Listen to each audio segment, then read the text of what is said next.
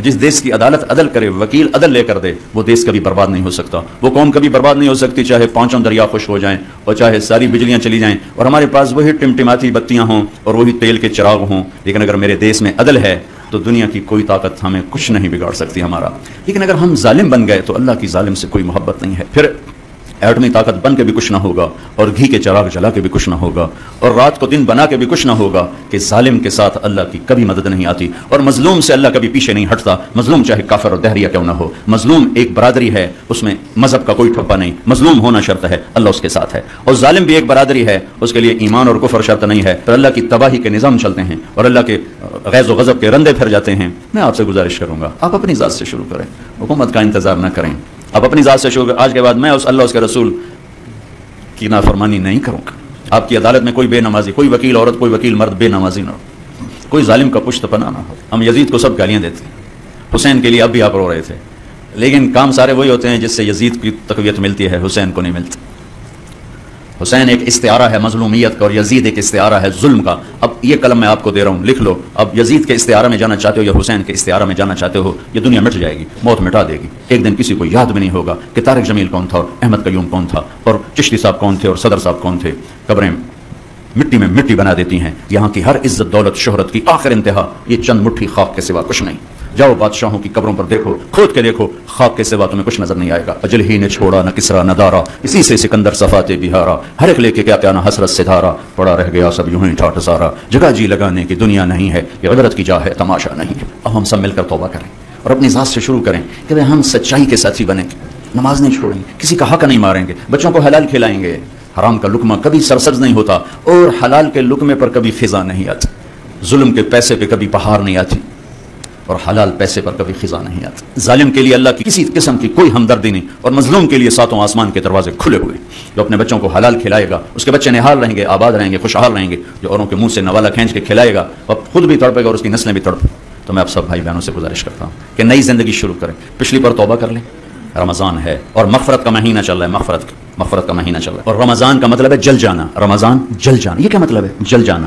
اس میں کیا جلتا ہے جو اس کا نام رمضان اللہ نے رکھا ہے؟ رمضان جل جانا، اس میں روزہ رکھنے کی وجہ سے جو ایک بھوک اور پیاس کی حرارت پیدا ہوتی ہے اس میں پچھلے گناہ اللہ جلاتا جاتا ہے، جلاتا جاتا ہے، جلاتا جاتا ہے، یہاں تک کہ آخری روزے سب گناہ جلا کے آپ کو پاک صاف کر دیتا ہے، بچے کی طرح بنا دیتا ہے، جیسے ماں کے پیٹ سے نکلا بچہ ایسے بچے کی طرح بنا دیتا ہے، پچھلے سب معاف کر دیتا ہے۔ رات کو تراویح رکھی، اس کی تھوڑی قیمت بتا دوں تاکہ آپ پیچھے غفلت ہے تو اب نہ ہو، تراویح کے ہر سجدے پہ 1500 نیکی لکھی جاتی، آپ 1 گھنٹے میں 60,000 نیکیاں بنا سکتے، اور تراویح کے ہر سجدے پر جنت میں سرخ یاقوت کا ایک گھر تیار کیا جاتا ہے جس کے 60,000 سونے چاندی کے دروازے ہوتے ہیں۔ اب ہر رات میں 40 گھر بنا سکتے ہیں۔ تراویح کے ہر سجدے پر جنت میں ایک درخت لگتا ہے جس کے نیچے 100 سال عربی گھوڑا دوڑ سکتا ہے۔ یہ رمضان کی خوبصورت راتوں کی محنت کا صلہ ہے، اور اس میں ایک رات 21، 23، 25، 27، 29 میں آنے والی ہے شب قدر۔ میرا ملک بھی 27 کو بنا تھا، اتفاق نہیں انتخاب تھا۔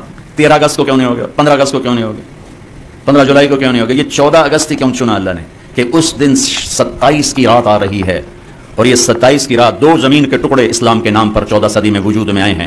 پہلی صدی میں مدینے کی ریاست اور 14ویں صدی میں پاکستان کی ریاست، اور اتنا خوبصورت ٹائم کا انتخاب، کتنی ریاستیں دنیا میں بنی اور آئندہ بھی بنے گی۔ 27 رمضان شب قدر شاید کسی کو نصیب نہ ہو، یہ اتنا اور میں دعا کیا کرتا ہوں اس کا نام رکھنے والے اللہ اس کی قبر ٹھنڈی کرے جس نے اس کا نام پاکستان رکھا، پاک زمین، سبحان اللہ۔ ہمارے بڑوں نے کتنا خوبصورت خواب دیکھا تھا، ایک زمین آباد کریں گے جو ظلم سے پاک ہوگی، جو زنا سے پاک ہوگی، جو شراب سے پاک ہوگی، جو سود سے پاک ہوگی، جو جھوٹ سے پاک ہوگی، جو ظلم و ستم سے پاک ہوگی، جو دھوکے فریب اور فراڈ سے پاک ہوگی، جو پگڑی اچھالنے سے پاک ہوگی۔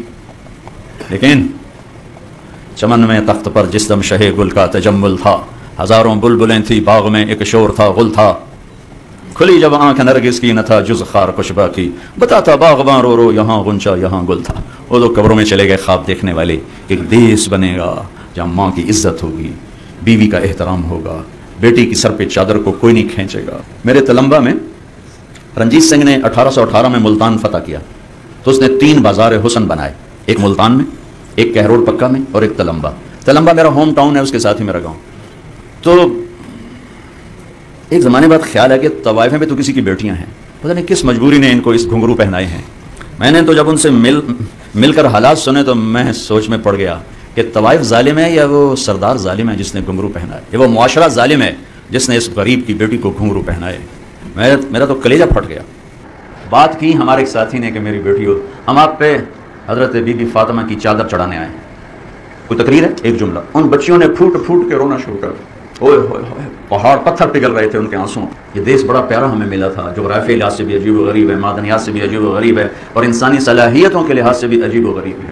تو بھائی اچھا مہینہ چل رہا ہے، ہم سب توبہ کریں، لوگوں کے حقوق سے نہ کھیلیں، لوگوں کے حقوق سے نہ کھیلیں۔ بڑا اوکھا معاملہ ہے، بڑی اوکھی عدالت ہے۔ اللہ کی اپنی عدالت بڑی سوکھی ہے، لیکن لوگوں کے حقوق کی عدالت بہت خوفناک ہے، اور آپ اسی عدالت میں ہر وقت سٹینڈ کر رہے ہیں، ہر وقت 30-35 سال اسی کے اندر کھڑے ہیں۔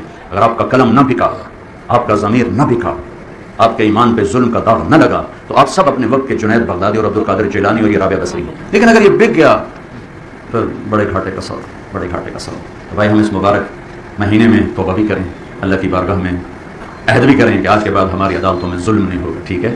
اور کسی سے اگر آپ ناراض ہیں، لڑے ہوئے ہیں، صلح فرما لیں کہ رمضان میں جو لوگ آپس میں لڑے ہوں ان کی بخشش نہیں ہوتی، تو آپس میں صلح فرما لیں، معاف فرما دیں، ایک دوسرے کو معاف کریں، خود جا کے معافی مانگ لیں، فریقین میں صلح کرایا کریں، تو اس پر اللہ تبارک و تعالیٰ آپ کے اگلے پچھلے گناہ معاف فرمائیں گے۔ اور بھوکا رہنے میں پیغام ہے غریب کی ہمدردی کا، اس لیے فطرہ رکھا میں آخری بات، صدقہ فطر جو فطرانہ کہتے ہیں، فطرانہ عام طور پر اخباروں میں چھپ جاتا ہے گندم کے لحاظ سے، وہ کوئی آج کل 100-200 روپے بنتا ہے، لیکن اگر آپ کشمش کے لحاظ سے دیں گے، ہمارے نبی نے ایک فطرانہ دیا، کشمش کھجور، کشمش کا فطرانہ ایک آدمی کا 2000 بن جاتا ہے۔